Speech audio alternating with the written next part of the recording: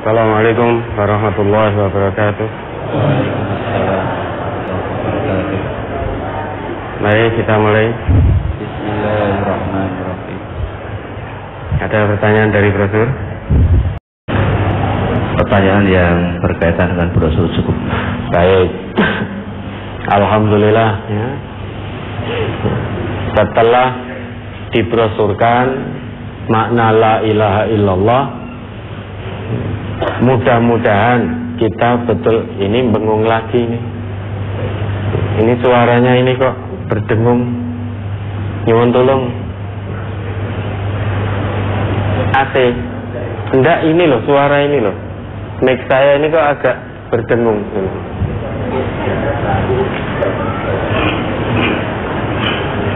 Ya. Jadi setelah dibrosurkan, mudah-mudahan kita memahami makna dari la ilaha illallah yang sudah setiap hari kita ucapkan. Mungkin sudah tidak terhitung dalam sehari berapa kali kita mengucapkan la ilaha illallah. Ini kalimat yang sangat agung. Namun jika sampai kita tidak memahami makna yang terkandung dalam kalimat ini, bisa-bisa lisan kita mengucap, namun perbuatan kita jauh dari makna la ilaha illallah. Maka kesimpulan dari apa yang sudah dibrosurkan perlu kita garis bawahi. Jadi makna la ilaha illallah itu adalah la ma'buda fi haqqin illallah. Tidak ada yang berhak disembah kecuali hanya Allah. Dalam kalimat itu ada dua unsur. Yang pertama nafyun, yang kedua isbatun. La ilaha itu sebagai nafyun, menafikan. Jadi segala yang dianggap Tuhan, apapun itu bentuknya, apa dan siapa yang dianggap Tuhan, itu dinafikan. Tidak pantas apa dan siapa itu dipertuhankan. Itu namanya nafyun. Setelah datangnya nafyun, setelah nafyun penafikan, maka datang isbat, penetapan. La ilaha illallah. Illallah itu isbat, penetapan. Jadi setelah menafikan semua hal, apa dan siapa yang dianggap Tuhan, kemudian datang penetapan, yaitu isbat bahwa yang berhak untuk disembah itu hanya Allah. Sekarang mungkin muncul pertanyaan. Saya sampai detik ini yang saya sembah tetap hanya Allah. Allah itu Tuhan yang Maha Esa. Saya tidak menyembah selain hanya kepada Allah. Tunggu dulu. Karena yang namanya an-nafyu di situ, penafikan di situ, setidaknya ada 4 hal yang kita nafikan menurut Al-Quran. Yang perlu dinafikan yang pertama adalah tentang al-alihah, Tuhan-Tuhan ya. Semua yang dianggap Tuhan dinafikan. Entah itu patung, berhala, pohon, matahari, bulan, yang menyembah patung, pohon, batu, berhala, pohon yang keramat dan lain sebagainya, itu nafikan dulu. Karena kita hanya diperintah oleh Allah untuk menyembah kepada Allah yang esa. Maka selain Allah dinafikan. Ini jelas bisa kita pahami. Kalau orang menyembah patung, matahari, bulan, pohon, itu jelas syirik. Syirik besar. Namun meski kita masih menyembah Allah, bisa jadi kita termasuk melakukan perbuatan syirik, belum menafikan sesuatu yang mungkin dianggap menjadi tandingan bagi Allah. Maka penafikan di situ selain al-alihah, maka al-andadu, perbuatan nid andad, itu juga harus dinafikan. Jangan sampai kita lakukan. Coba dibuka Qurannya surat Al-Baqarah ayat 22 atau berapa itu. Fala taj'alu lillahi andada wa antum ta'lamun.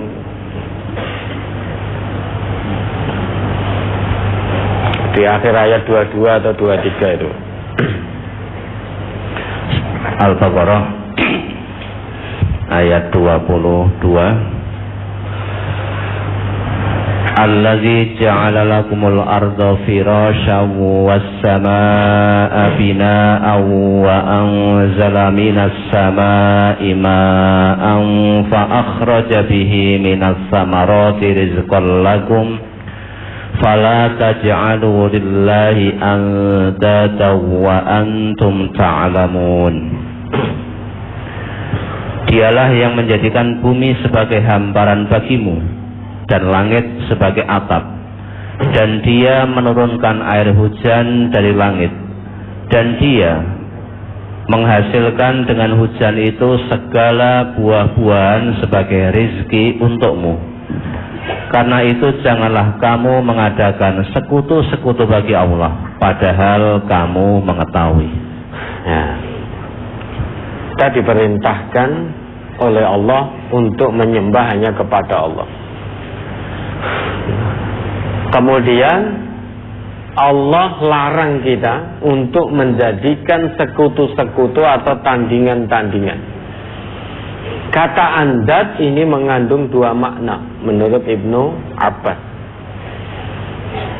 Yang pertama adalah syirkul akbar, syirik besar seperti menyembah dewa, matahari dan lain sebagainya. Yang kedua, tanpa sadar seseorang bisa berbuat syirik juga, meski derajatnya masih di bawah syirik besar tadi. Andad itu jamak dari aniddu. Aniddu itu al-masilu, yang semisal, atau asyabihu, yang serupa.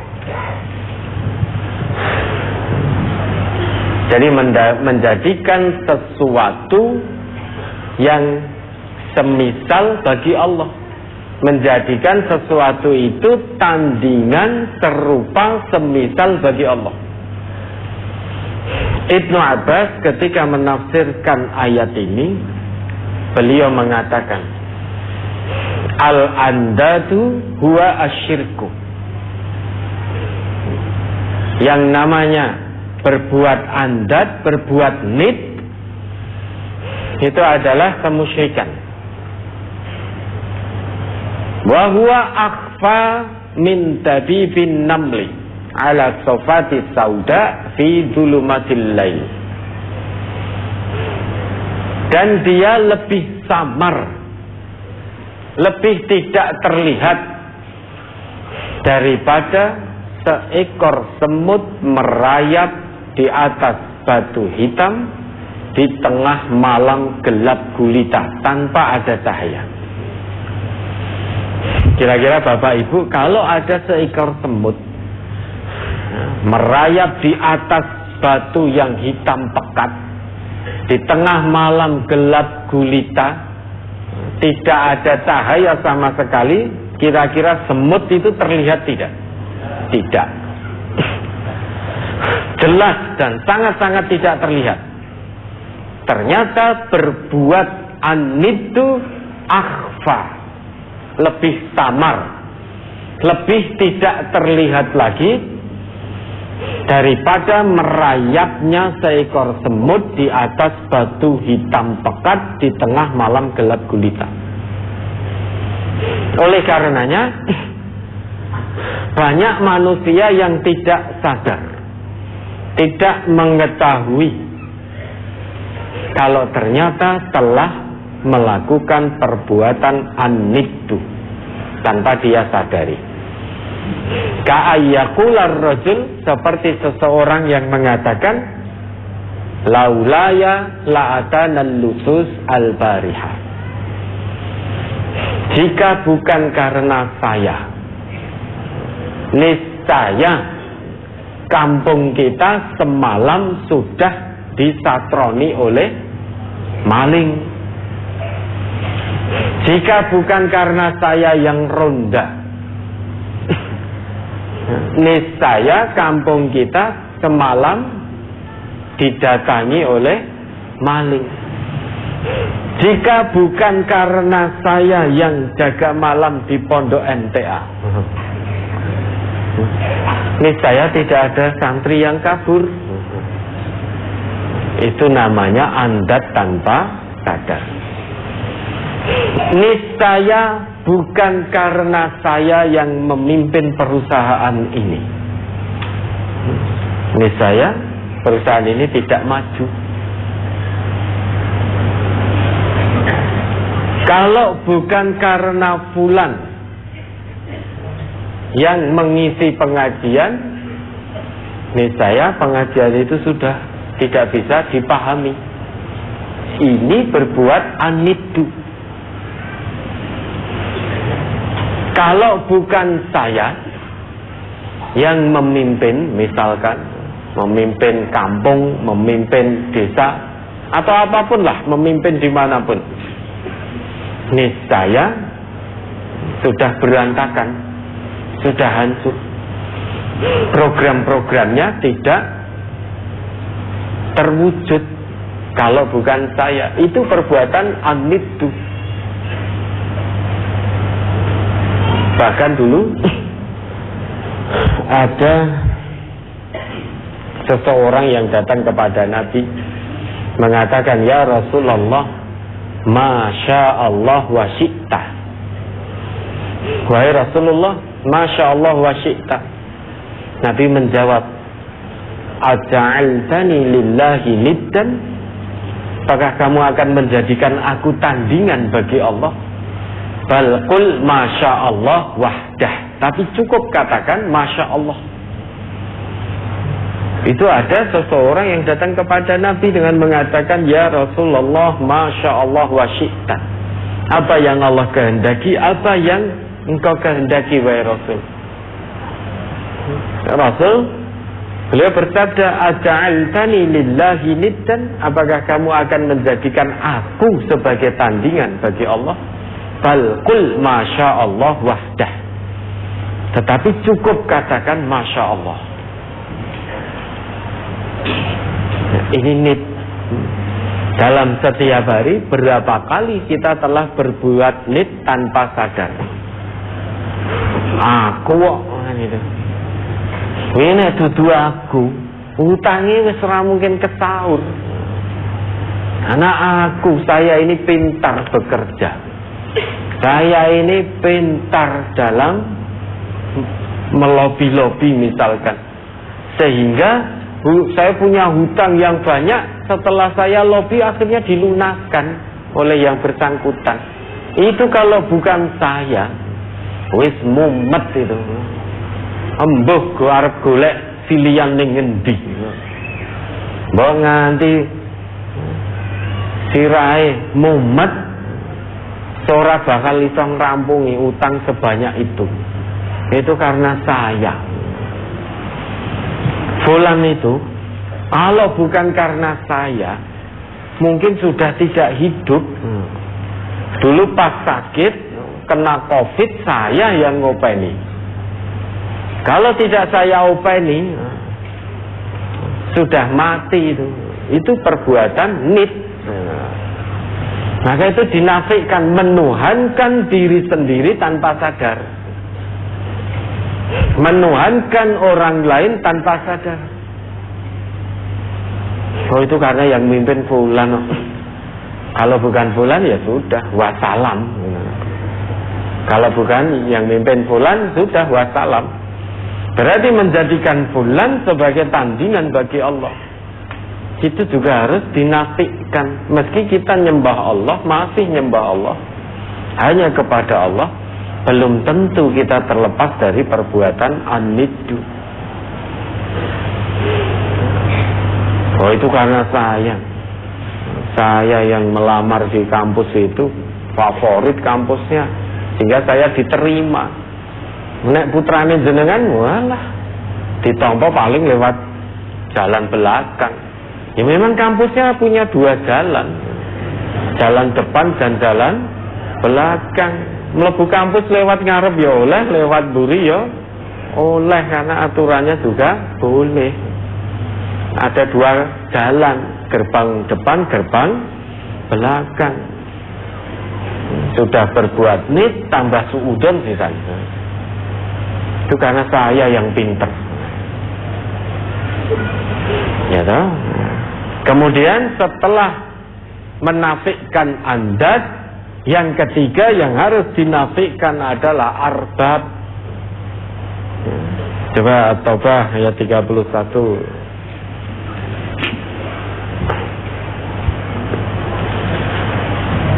Surat At-Taubah nomor surat 9 ayat 31. Ittakhadhu ahbarahum wa ruhbanahum arbaban min dunillahi wal masih ibn Maryam wa ma umiru illa liya'budu ilahan wahida la ilaha illahu subhanahu amma yusyrikun.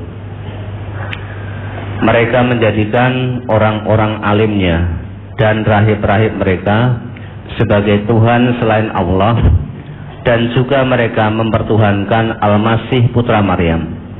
Padahal mereka hanya disuruh menyembah Tuhan yang Maha Esa. Tidak ada Tuhan yang berhak disembah selain Dia. Maha suci Allah dari apa yang mereka persekutukan. Ada notnya tidak itu? Maksudnya, mereka mematuhi ajaran-ajaran orang-orang alim dan rahib-rahib mereka dengan membabi buta, biarpun orang-orang alim dan rahib-rahib itu menyuruh membuat maksiat atau mengharamkan yang halal. Cukup jelas toh? Ittakhadhu ahbarahum wa ruhbanahum arbatan min dunillah wal masih ibn Maryam. Mereka menjadikan orang-orang alim mereka dan pendeta-pendeta mereka sebagai Tuhan selain Allah.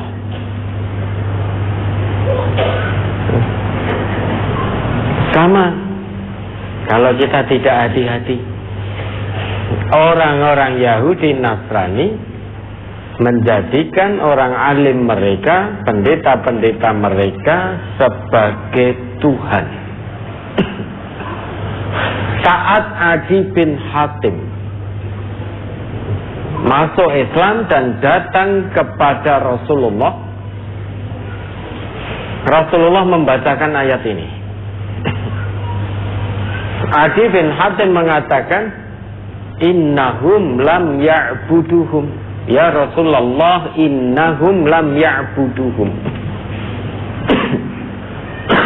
Sesungguhnya mereka tidak menyembah orang-orang alim mereka ataupun pendeta-pendeta mereka, wahai Rasul.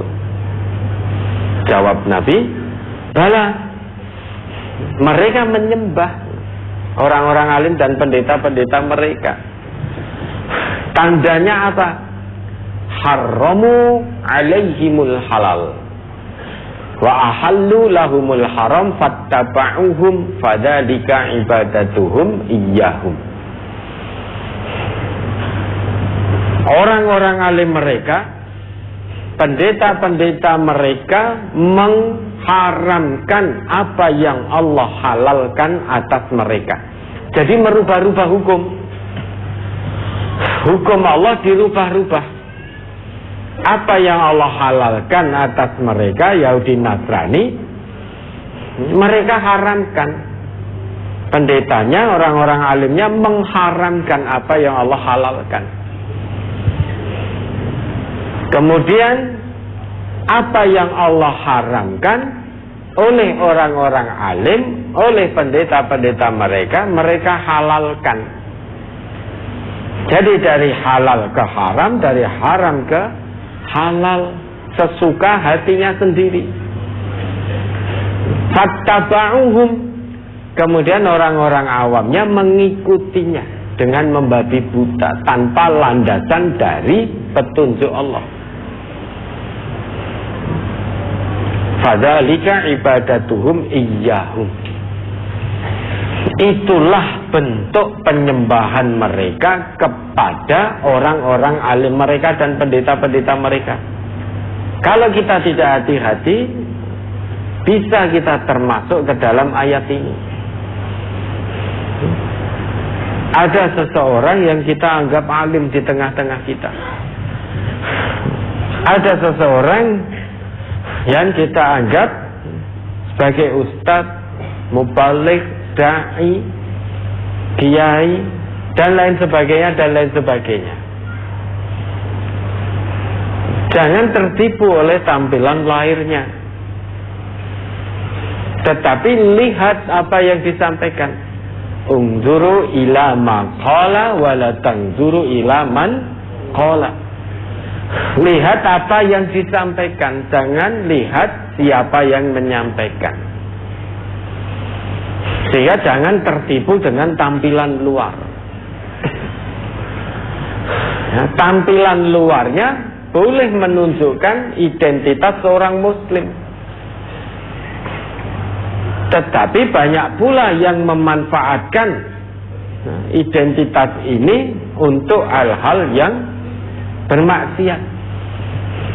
Contoh, ada orang yang tampilannya menandakan dia seorang muslim, ternyata dia oknum yang mencabuli santri watinya.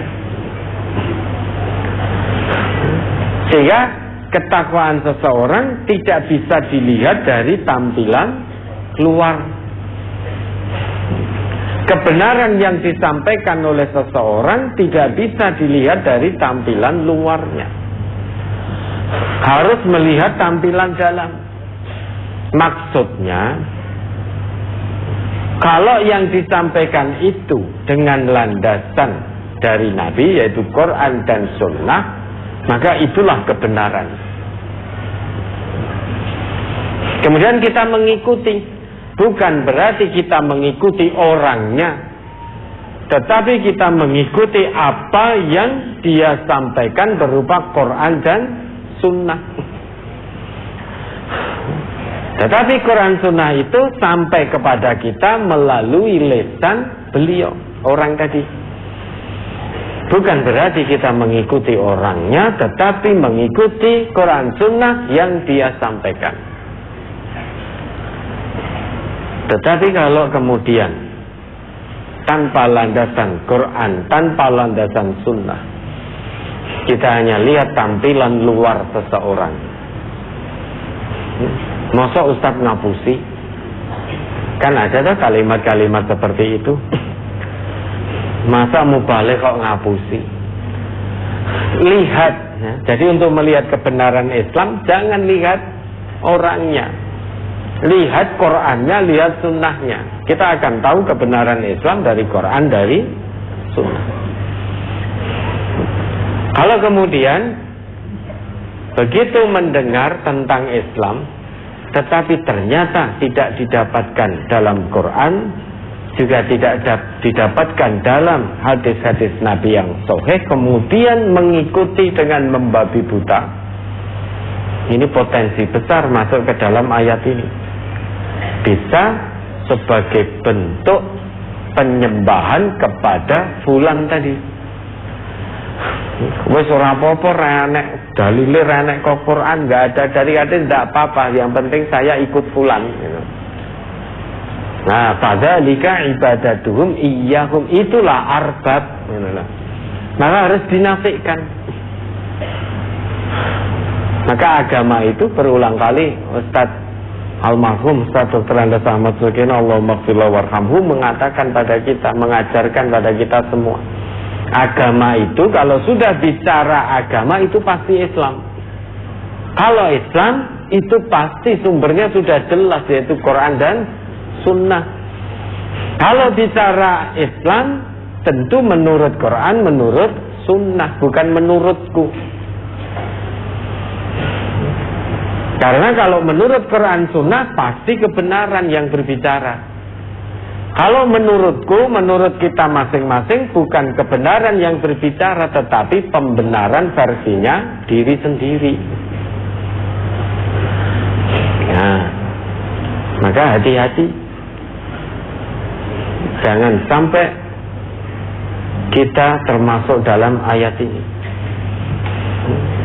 Menjadikan sesuatu atau apapun itu atau siapapun, menjadikan siapapun itu sebagai arbab, tandingan bagi Allah, dengan cara kita mengikuti dengan membabi buta tanpa landasan yang jelas dari Quran, dari hadis-hadis Nabi yang sahih. Bisa masuk ke dalam ayat ini. Fadzalika ibadatuhum iyyahum, sebagaimana yang ditafsirkan oleh Rasulullah kepada Adi bin Hatim. Kemudian yang keempat yang perlu dinafikan adalah at-tawaghit. Kemarin sudah kita jelaskan dalam Quran surat Al-Baqarah ayat 256 itu. At-tawaghit itu jamak dari tauhid. Tauhid itu menurut Umar ibnul Khattab adalah asyaiton. Semua hal yang mengajak untuk menyimpang dari ketentuan Allah dan ketentuan Rasulullah itu tauhid, itu syaitan, bisikan syaitan. Menurut Imam Malik yang namanya tauhid kullu ma ubida min dunillah, segala sesuatu yang disembah selain Allah itu tauhid. Ibnul Qayyim memberikan definisi tentang tauhid, kullu ma tajawaza bihil abdu haddahu min ma'budin au matbu'in au muta'in. Segala sesuatu yang dengannya seorang hamba itu melampaui batas, baik dalam masalah sesembahan ataupun dalam mengikuti seseorang ataupun dalam mentaati seseorang. Segala sesuatu yang melampaui batas. Dikatakan melampaui batas kalau kita mengikuti seseorang, itu berarti kalau yang disampaikan tidak sesuai dengan Quran dan Sunnah, kita mengikuti dengan membabi buta, berarti kita sedang mengikuti tauhid. Karena kita melampaui batas. Agama sudah jelas, yaitu Quran Sunnah, itu yang diwariskan oleh Nabi. Kenapa kita masih mencari yang lain? Kenapa kita tidak mau mengambil warisan Nabi secara totalitas, malah justru pilih yang lain? Nah, itu namanya melampaui batas. Segala hal yang kita ikuti tanpa landasan agama, tanpa landasan dari Quran dan Sunnah, maka akan terputus. Tetapi kalau kita mengikuti sepenuh hati agama ini berdasarkan apa yang Nabi kita bawa atas petunjuk Allah, maka faqadis tamsaka bil urwatil wuthqa lan fisomalaha. Berarti kita telah berpegang pada buhul tali yang sangat erat, sangat kuat dan tidak akan putus. Sehingga selain Quran Sunnah itu akan terputus. Tetapi kalau kita pegang teguh Quran dan Sunnah, itu tidak akan terputus. Itu buhul tali yang sangat erat. Syaratnya untuk bisa berpegang teguh, berpegang erat dengan buhul tali yang kuat itu, syarat pertama adalah famayakfur bit-taghut. Harus kufur pada yang namanya taghut. Wa yu'min billah. Syarat keduanya iman pada Allah. Dua syarat itu harus terpenuhi. Kita kufur pada taghut, artinya tidak melampaui batas, tidak mengikuti hawa nafsu setan. Kemudian sesudah itu al-imanu billah, iman kepada Allah. Syarat yang kedua, maka faqadis tamsaka bil urwatil wuthqa la infisama laha. Kita baru bisa berpegang pada buhul tali agama Allah yang sangat erat ini, yang tidak akan pernah terputus. Kalau dua syarat ini tidak terpenuhi, maka yang kita pegang adalah tali yang tidak kuat. Tali yang tidak kuat pasti akan terputus talinya. Kalau tali sudah terputus, pegangan kita otomatis juga terputus sudah. Nah, mudah-mudahan setelah ini kita memahami dengan baik makna la ilaha illallah, sehingga itu betul-betul menjadi komitmen dalam kehidupan kita sampai nanti ajal menjemput. Maka jauhkan, kalau memang sudah betul-betul menyembah hanya kepada Allah, yang penting untuk kita lakukan, jauhkan sifat sombong, sehingga biar tidak masuk ke dalam adat. Kemudian lihat apa yang disampaikan oleh seseorang, jangan melihat orangnya yang menyampaikan. Kalau yang disampaikan adalah Quran Sunnah, ikuti. Bukan berarti kita mengikuti orangnya, tetapi mengikuti Quran dan Sunnahnya. Kalau yang disampaikan tidak sesuai Quran dan Sunnah, sekalipun tampilan luarnya menunjukkan seorang yang alim dengan tampilan luar, jangan ikuti. Karena kalau sampai mengikuti tanpa dasar dari Quran dan Sunnah, bisa masuk ke dalam arbab ini tadi.